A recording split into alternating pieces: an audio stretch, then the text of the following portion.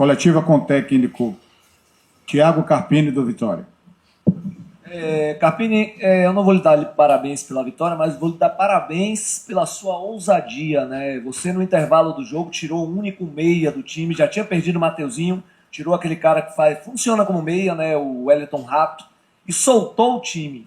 O que é que passou na sua cabeça ali no intervalo do jogo, perdendo por 1-0, sem Mateuzinho, que é o cara que estava ditando o ritmo ali no primeiro tempo, juntamente com os demais, o time estava muito bem. O que é que passou na cabeça do Carpini ali no intervalo?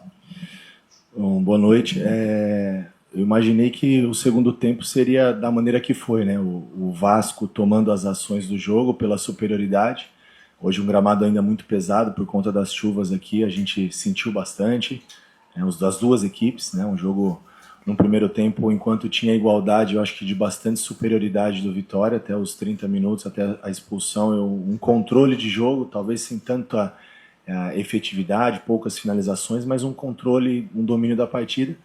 E à medida que você tem um a menos desde o início, desde a metade ali do primeiro tempo, eu imaginei que nós teríamos campo, né, para as transições. Não adiantaria eu ter o Wellington Rato sem ter o cara que me desse essa profundidade.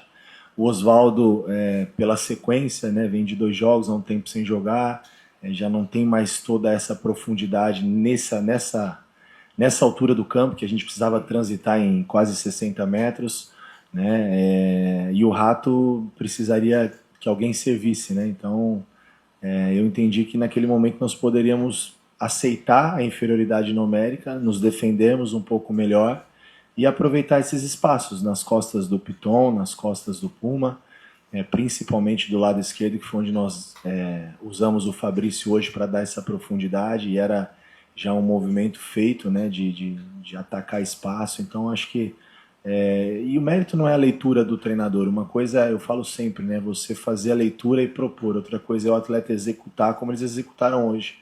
E a minha briga com eles, no bom sentido, a minha cobrança com eles é justamente essa, de ter essa energia, de ter essa competitividade. E aí o torcedor vem junto, cessam as vaias e todo mundo entende que está sendo feito o melhor de cada um. Eu acho que hoje não faltou nada de alguns pontos que faltaram em outros jogos que nós deixamos o resultado escapar. Então, o mérito não é só a leitura foi boa sim, mas a execução foi muito melhor.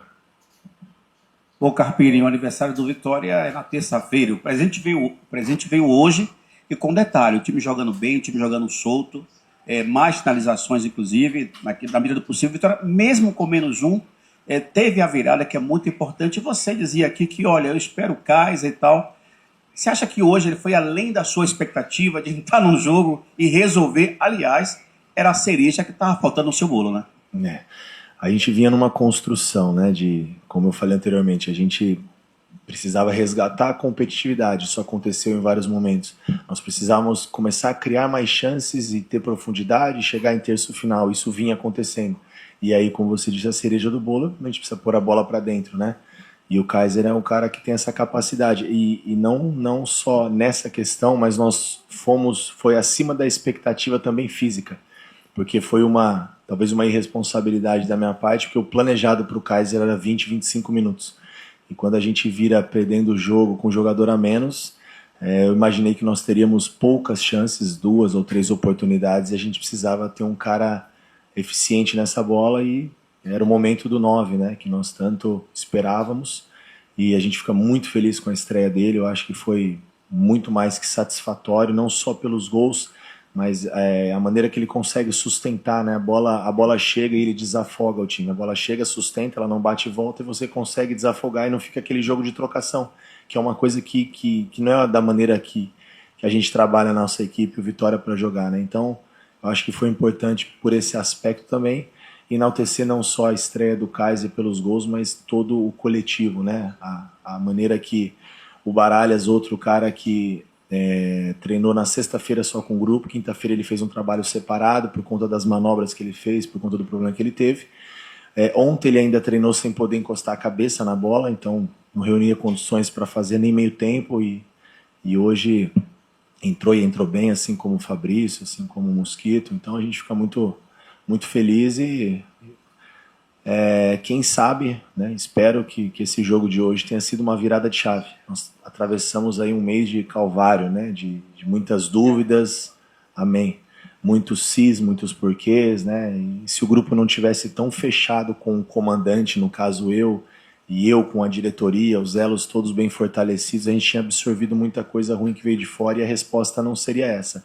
Eu acho que a comemoração do gol, a energia de quem saiu, de quem entrou, a maneira que eles torcem um pelo outro, isso mostra que a gente tem um caminho, com dificuldade sim, mas nós temos um caminho. Carpini, boa noite. Você já respondeu aí algumas coisas que eu iria te perguntar, né?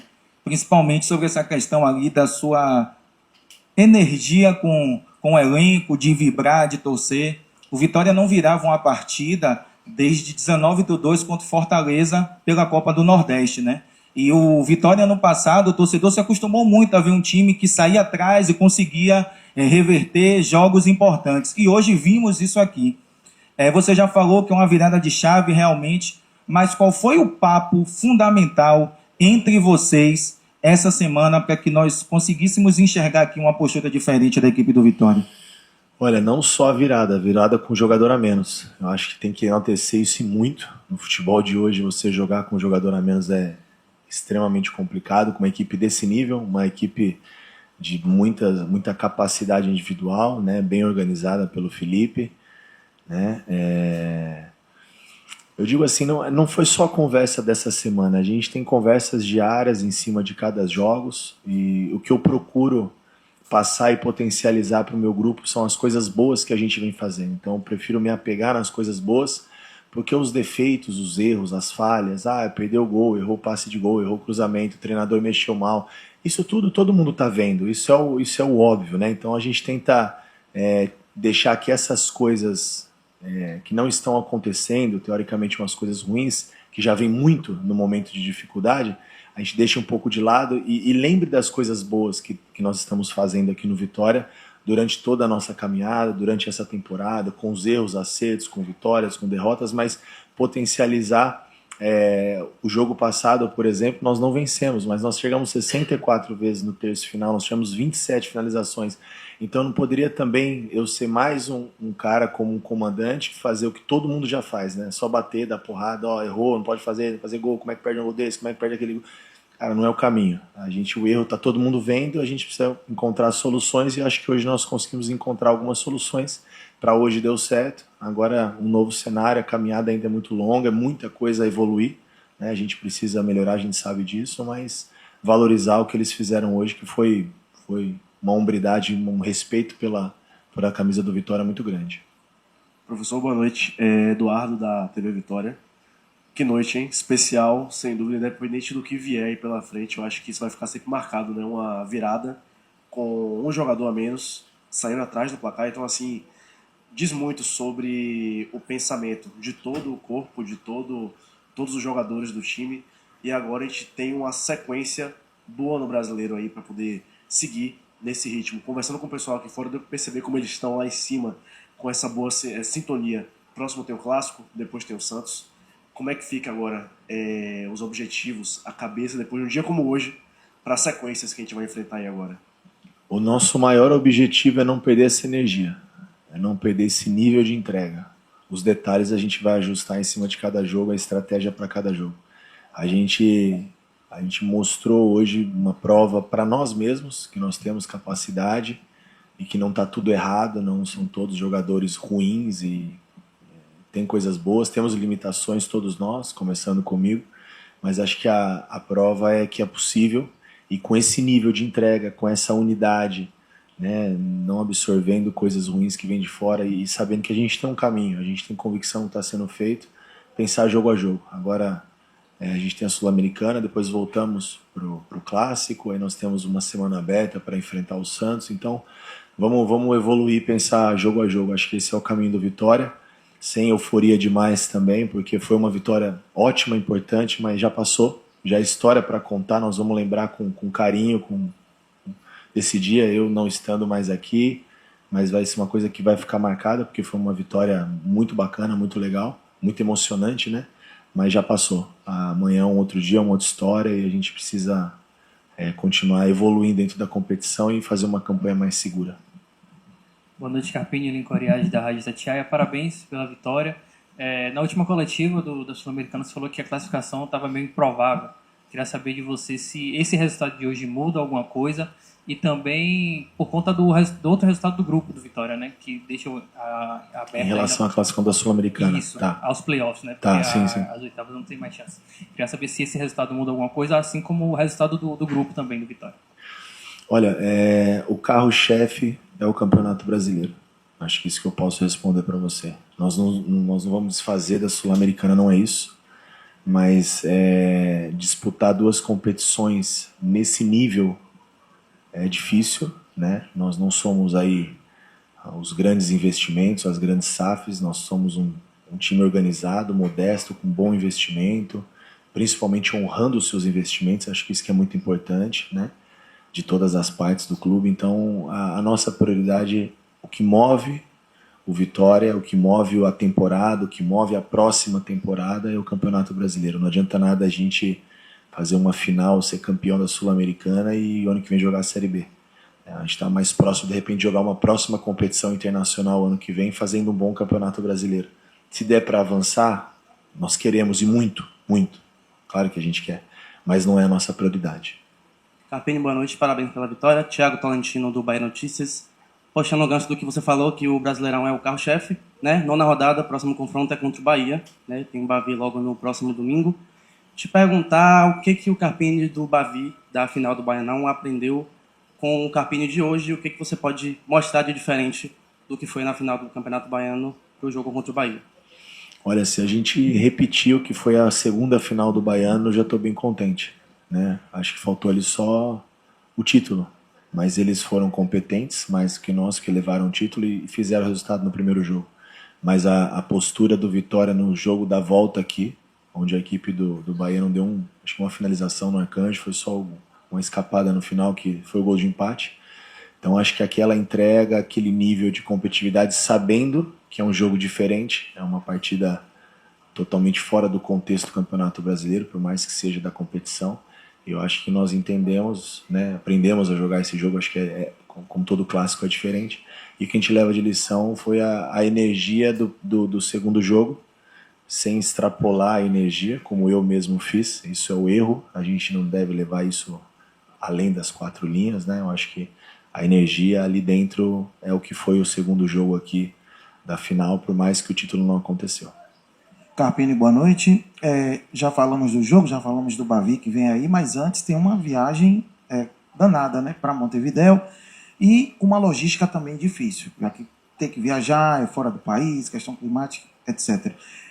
Já tem um planejamento feito, você viaja, vai mesclar a equipe, o que é que você pode dizer para a gente? Não, tá feito o planejamento desde o começo da semana. Viajo sim, toda a comissão.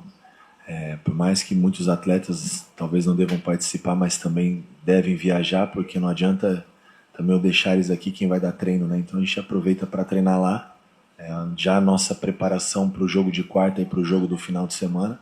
Talvez a gente viaje a gente viaje com um número maior de atletas, pensando em estar todo mundo junto e pensando na semana, não só no jogo de quarta-feira.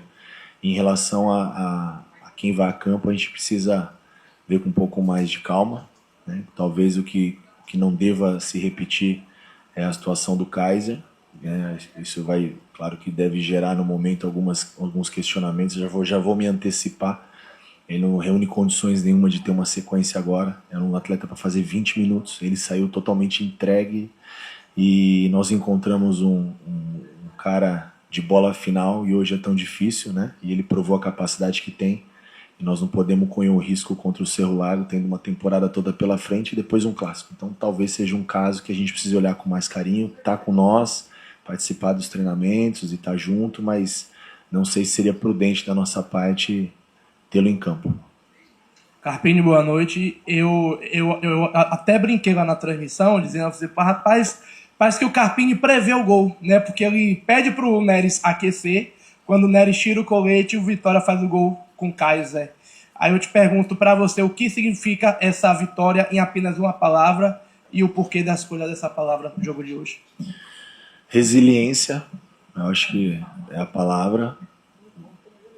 Poderia ser várias, né? Porque foi uma vitória muito bacana, mas a resiliência, a superação, a convicção, são tantas coisas que a gente tem no nosso dia a dia e a gente tem absorvido, né, o nosso momento ruim. E a minha preocupação com o momento ruim é o emocional desses atletas e que a gente tenha a inteligência de sair melhor desse momento turbulento, sair melhor do que quando nós entramos, porque nós estamos no mês 5, em maio, e um campeonato que vai até dezembro, ainda com Sul-Americana e daqui a pouco retorno de Copa do Nordeste.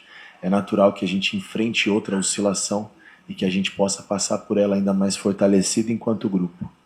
Carpini, Vitória venceu hoje, 2-1, mas poderíamos estar falando de uma outra situação. O Vitória ter perdido mais um jogo e por uma expulsão, vamos botar aqui, acho que desnecessária, por parte do Mateuzinho, levantar o braço.